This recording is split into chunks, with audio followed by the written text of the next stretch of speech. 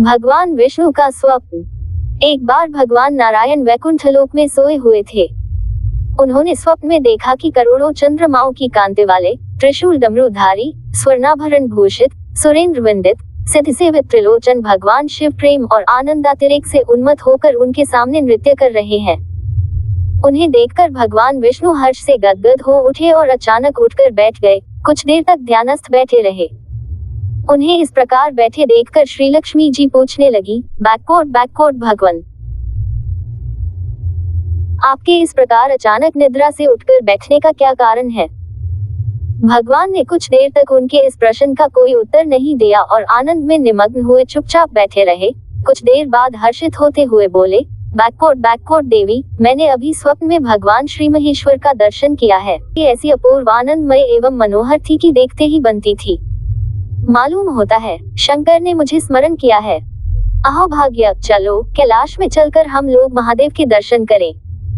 ऐसा विचार कर दोनों कैलाश की ओर चल दिए। भगवान शिव के दर्शन के लिए कैलाश मार्ग पर आधी दूर गए होंगे कि देखते हैं भगवान शंकर स्वयं गिरिजा के साथ उनकी ओर चले आ रहे हैं। अब भगवान के आनंद का तो ठिकाना ही नहीं रहा, मानो घर बैठे निधि मिल गई। पास आते ही दोनों परस्पर बड़े प्रेम से मिले। ऐसा लगा मानो प्रेम और आनंद का समुद्र उमड़ पड़ा। नेत्रों से आनंदाश्रु बहने लगे और शरीर पुलकायमान हो गया। दोनों ही एक दूसरे से लिपटे हुए कुछ देर मुकबत खड़े रहे। प्रश्नोत्तर होने पर मालूम हुआ कि शंकर जी को भी रात्रि में इसी प्रकार का स्वप्न हुआ कि मानो विष्णु भगवान को वे उसी रूप में देख रहे हैं जिस रूप में अब उनके सामने खड़े थे। दोनों के स्वप्न के वृतांत से अवगत होने के बाद दोनों एक दूसरे को अपने निवास ले जाने का आग्रह करने लगे। नारायण ने कहा कि वैकुंठ चलो और भोलेनाथ कहने लगे कि कैलाश की ओर प्रस्थान किया जाए। दोनों के आग्रह में इतना अलौकिक प्रेम था कि यह निर्णय करना कठिन हो गया कि कहाँ चला जाए। में ही क्या देखते हैं कि वीणा बजाते, हरिगुण गाते नारद जी कहीं से आ निकले। बस फिर क्या था, लगे दोनों उनसे निर्णय कराने की कहाँ चला जाए। बेचारे नारद जी तो स्वयं परेशान थे उस अलौकिक मिलन को देखकर। वे तो स्वयं अपनी सुध बुध भूल गए और लगे मस्त होकर दोनों का गुणगान करने। अब निर्णय कौन करे? अंत में ये तय हुआ कि भगवती उमा जो कह दे वही ठीक है। भगवती उमा पहले तो कुछ देर चुप रही।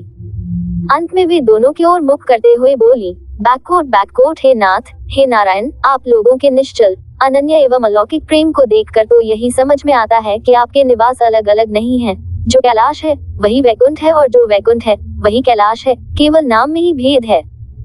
यही नहीं, मुझे तो ऐसा प्रतीत होता है कि आपकी आत्मा भी एक ही है, केवल शरीर देखने में दो हैं। ये तो स्पष्ट लग रहा है कि आपकी भार्याएं भी एक ही हैं। जो मैं हूँ वही लक्ष्मी है और जो लक्ष्मी है वही मैं हूँ। केवल इतना ही नहीं, मेरी तो अब ये दृढ़ धारणा हो गई है कि आप लोगों में से एक के प्रति जो द्वेष करता है वह मानो दूसरे के प्रति ही करता है। एक की जो पूजा करता है वह मानो दूसरे की भी पूजा करता है। मैं तो तय समझती हूँ कि आप दोनों में जो भेद मानता है उसका चिरकाल तक घोर पतन होता है। मैं देखती हूँ कि आप मुझे इस प्रसंग में अपना मध्यस्थ बनाकर मानो मेरी प्रवंचना कर रहे हैं, मुझे असमंजस में डाल रहे हैं, मुझे भुला रहे हैं। अब मेरी यह प्रार्थना है कि आप लोग दोनों ही अपने अपने लोक को पधारिए। श्री विष्णु यह समझे कि हम शिव रूप में वैकुंठ जा रहे हैं और महेश्वर यह माने कि हम विष्णु रूप में कैलाश गमन कर रहे हैं।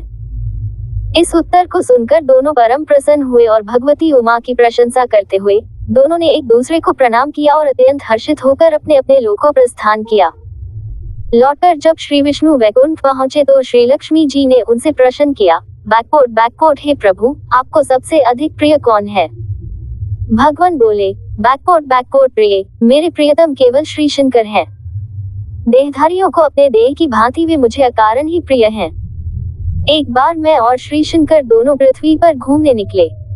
मैं अपने प्रियतम की खोज में इस आशय से निकला कि मेरी ही तरह जो अपने प्रियतम की खोज में देश देशांतर में भटक रहा होगा वही मुझे अकारण प्रिय होगा। थोड़ी देर के बाद मेरी श्री शंकर जी से भेंट हो गई। वास्तव में मैं ही जनार्दन हूँ और मैं ही महादेव हूँ। अलग अलग दो घड़ों में रखे हुए जल की भांति मुझमें और उनमें कोई अंतर नहीं है। शंकर जी के अतिरिक्त शिव की चर्चा करने वाला शिव भक्त भी मुझे अत्यंत प्रिय है। इसके विपरीत जो शिव की पूजा नहीं करते वे मुझे कदापि प्रिय नहीं हो सकते। इस तरह जो शिव की पूजा करता है वह वैकुंठवासी विष्णु को भी स्वीकार है और जो श्री विष्णु की वंदना करता है वह त्रिपुरारी को भी मना लेता है।